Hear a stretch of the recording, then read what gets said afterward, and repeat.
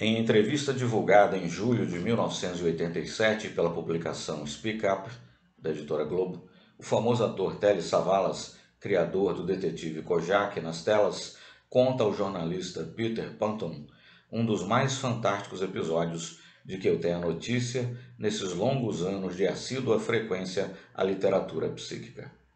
Que me lembre, somente um caso narrado pelo nosso Cornélio Pires em Coisas do Outro Mundo poderia semelhar-se. Não, porém, com a mesma riqueza de detalhes ou na inesperada conclusão.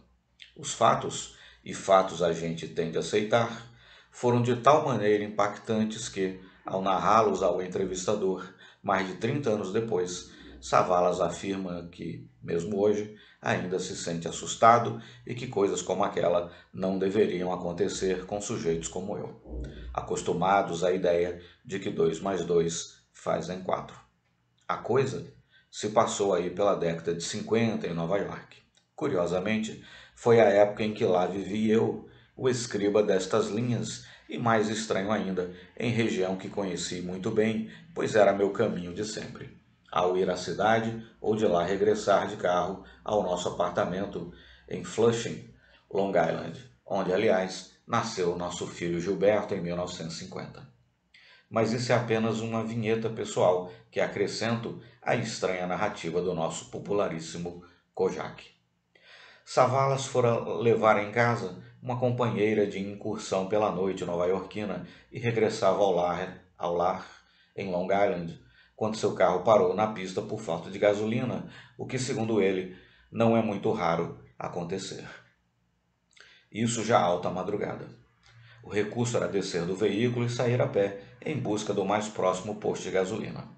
Alguém lhe sugeriu atravessar o pequeno bosque para encurtar o caminho. Realmente, as pistas por ali ficam entre gramados e arbustos em pequenos parques. Daí o nome Parkway, o caminho do parque.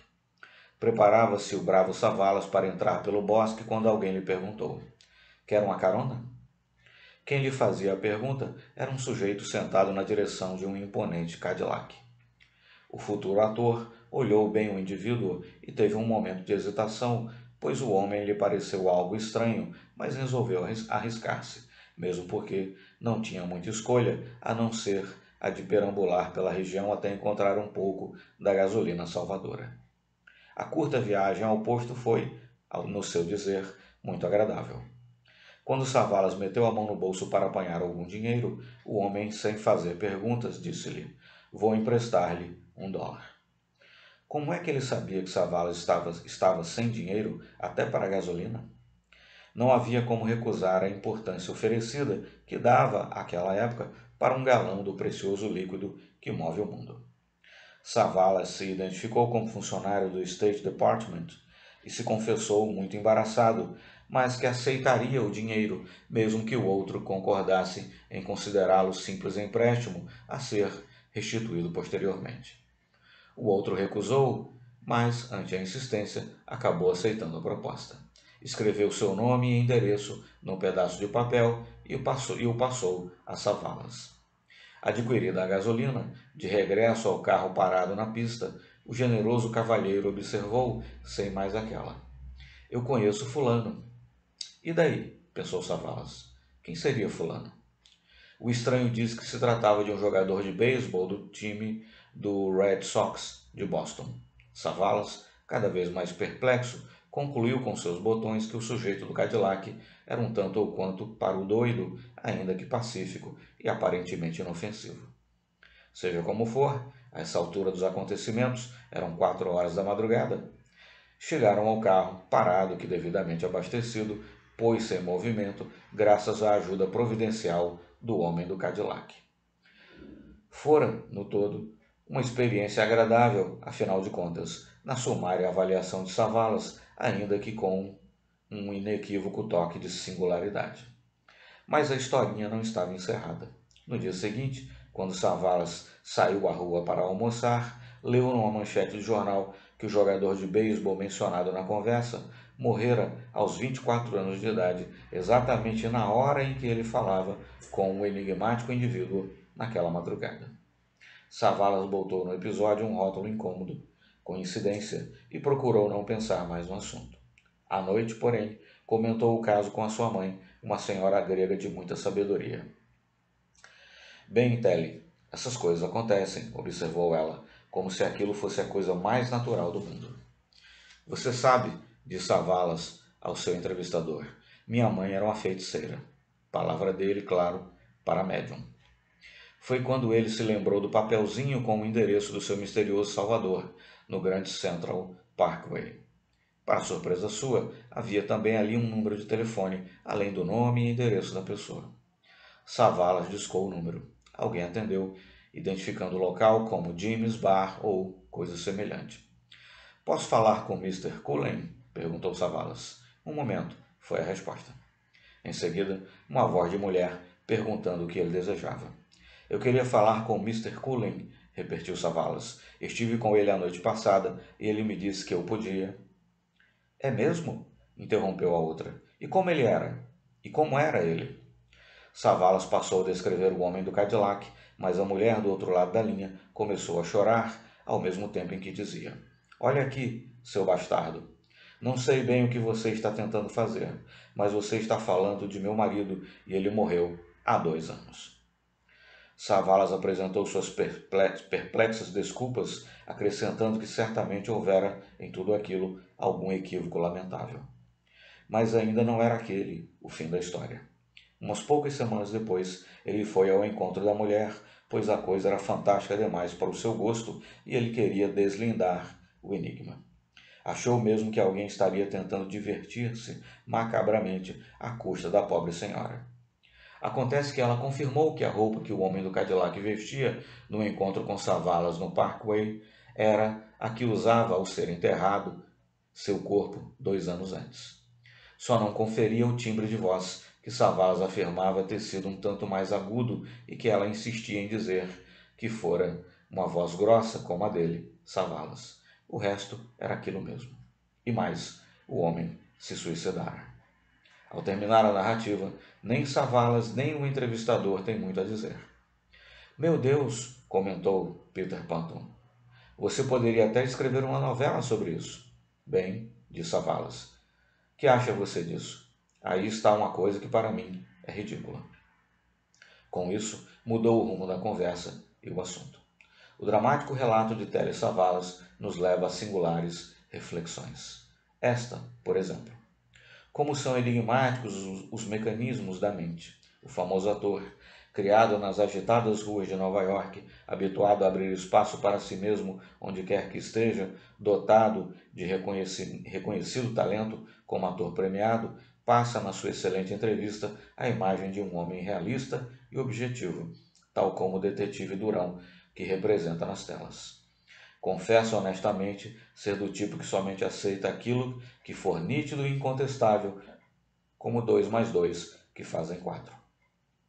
No entanto, quando fatos não menos nítidos e incontestáveis demonstram a ele pessoalmente e não em segunda mão, que os 2 da chamada morte, somado aos 2 da manifestação póstuma do ser, produzem o 4 da imortalidade, ou no mínimo, da sobrevivência do ser, ele só tem um comentário perplexo. Isso não pode acontecer com um sujeito como eu. Ridículo. Qualquer outra ciência, doutrina ou vetor do conhecimento humano que dispusesse de tão impressionante acervo de fatos como a realidade espiritual teria atrás de si e na sua base um consenso, se não uma sólida unanimidade. Não obstante, uma pessoa inteligente, vivida e civilizada, posta irreversivelmente perante o fato vivo, não tem o que dizer senão que lhe parece ridícula a realidade testemunhada. E pensar que essa pessoa, como todos nós, é também um espírito sobrevivível. Estranhos de fato são os mecanismos da mente no ser encarnado. Antes de encerrar este pequeno relato, convém relembrar a experiência do nosso Cornélio Pires, conforme ficou referido de início. Infelizmente, tenho de contar o episódio de memória, dado que não consegui localizar meu exemplar de Coisas do Outro Mundo, talvez emprestado com alguém. Cornélio foi uma figura sensacional. Alegre, jeitão meio caipira, andava pelo interior do Brasil como verdadeiro desbravador, levando a toda parte sua arte ingênua de humorista, sem palavrões e sem recorrer à pornografia tão em moda hoje. O rádio apenas engatinhava, a TV era ainda um sonho nem sonhado, as estradas de rodagem eram meras picadas abertas na solidão de campos e montes, os automóveis raros e importados, postos de gasolina e oficinas ainda mais escassos, espalhados pela vastidão do país. Mesmo assim, o bravo Cornélio circulava por aí, num calhambeque já muito sofrido, dirigido por um motorista não menos valente que ele. Era comum ficarem atolados pelas estradas ou de molas quebradas em lugares ermos, sob chuva pesada ou soleira inclemente. Na cidadezinha do interior, Cornélio e seu fiel motorista se hospedavam em modestíssimos hotéis, sempre contando suas histórias, seus causos, suas piadas e vendendo os livrinhos que escrevia. E sempre de bom humor. Foi um grande sujeito. É espírita convicto. Coisas do Outro Mundo é uma delícia de livro, tão injustamente esquecido como os demais de autoria do bom Cornélio. De volta ao mundo espiritual, continuou a escrever seus versos de espontânea ingenuidade e pureza, como este que uma amiga minha psicografou em 17 de julho de 1981. Foi aqui na tapera de Nhô Chico que o José da Costa do Cerrado, rapaz de boa fala e muito rico, encontrou pousada em seu telhado. Andava o rapaz em noite escura à procura de pouso e algo quente, já que o baio perdera a andadura e caíra em brejo repelente. Nhô Chico, preto velho preto velho em abandono, deu ao rapaz café, pouso e conversa, mas pediu-lhe reza antes do sono. Meu filho, neste chão de terra dura, ninguém pisa debaixo da coberta sem louvar a Jesus em reza pura. Numa dessas viagens pelos ermos, o calhambeque resmungou, corcoveou e parou, resfolegante. Vira daqui, vira dali, e nada de a fubica pegar e pôr-se em marcha novamente. Foi quando surgiu na estrada um homem, jeito meio caipira, paletó jogado no braço e conversa fácil e simpática. Quis logo saber do que se tratava, disse que entendia um pouco de mecânica e deu logo com um enguiço que estaria sendo provocado por uma peça quebrada. Por acaso, tinha até em seu poder exatamente a peça quebrada que, logo substituída com indiscutível competência, restituiu a saúde à fubica do Cornélio.